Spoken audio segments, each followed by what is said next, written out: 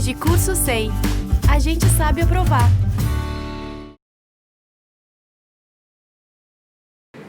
Fala galera, vamos dar continuidade aqui à teoria de função do primeiro grau e hoje a ideia é fazer o link, a relação entre função do primeiro grau e outros tópicos da matemática.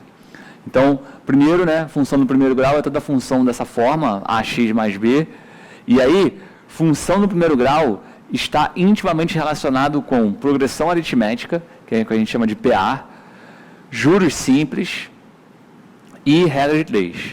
Essas 4 coisas que estão aqui, na verdade, são essencialmente a mesma coisa. A gente só muda os nomes e a nomenclatura e as letras que a gente usa para representar, dependendo do contexto. Mas é tudo igual. E, inclusive, fica aqui uma boa observação com relação à regra de 3. O aluno, muitas vezes, quer resolver todos os problemas da matemática só usando a regra de 3. Isso não é possível. Infelizmente, não é possível. Regra de 3 está relacionado a coisas que se comportam como função do primeiro grau. Então, se aquela situação se comporta como uma função do primeiro grau, vale usar a regra de 3. Se não é uma função do primeiro grau, já era, não vale mais a regra de 3.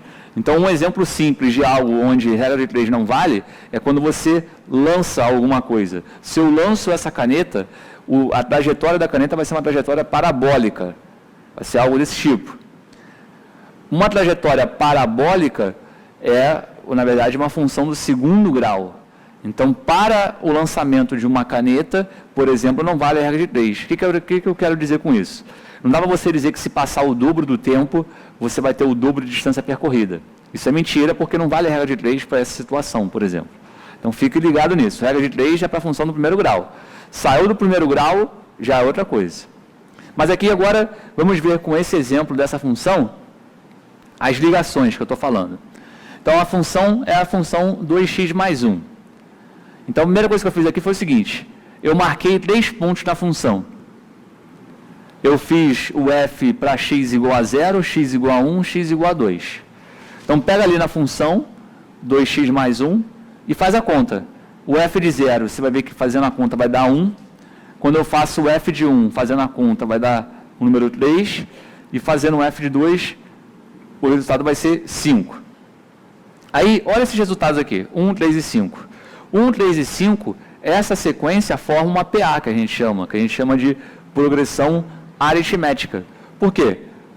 Daqui para cá eu somei 2, daqui para cá eu somei 2 de novo. Então, estou indo de 2 em 2. Quando eu vou andando aqui em sequência no eixo X, os resultados correspondentes em Y ficam andando de 2 em 2, somando 2. Isso é o que caracteriza uma progressão aritmética. Então, está aí. A função do primeiro grau, naturalmente, gerou, quando eu fui jogando os valores numéricos, gerou uma progressão aritmética. Então, função do primeiro grau e progressão aritmética é a mesma coisa. Outra coisa, outro exemplo, outra ligação. Observe as variações. Vou até escrever aqui, as variações, o ΔX e o ΔY. Observe o que aconteceu aqui. Quando o x variou de 0 para 1, ou seja, o x variou uma unidade, o y correspondente variou de 1 para 3. Então, o y correspondente variou 2 unidades. Agora, olha o que acontece quando eu dobro aqui a variação em x. Se eu dobrar a variação em x, ou seja, se eu olhar o intervalo de 0 a 2, ou seja, 2 unidades de variação, o y correspondente, quando eu vou do x de 0 a 2, o y varia de 1 a 5. De 1 a 5, a variação foi 4. Então, o que aconteceu aqui? Dobrei a variação em x, dobrei também a variação em y. É isso que a gente faz quando a gente pensa em regra de 3, né? A gente tem 2 grandezas, se eu dobrar uma, eu também vou dobrar outra. Se eu triplicar uma, eu também vou triplicar a outra. É isso que está acontecendo aqui. Então, você vê que, para uma função do primeiro grau, você, na hora de pensar na variação do x e do y, vale a regra de 3. Dobrou o que aconteceu no x, você vai também estar automaticamente dobrando o que está acontecendo no y. Então, vale o conceito de regra de 3. Só para terminar, se fosse pensar aqui também na ligação de juros simples,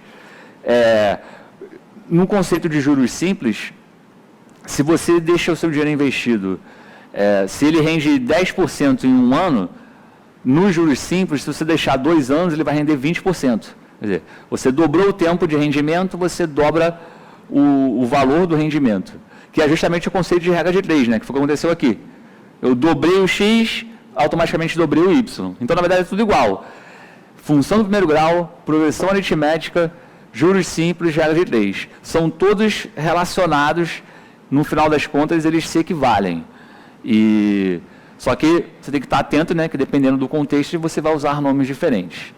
Beleza, galera? Até a próxima.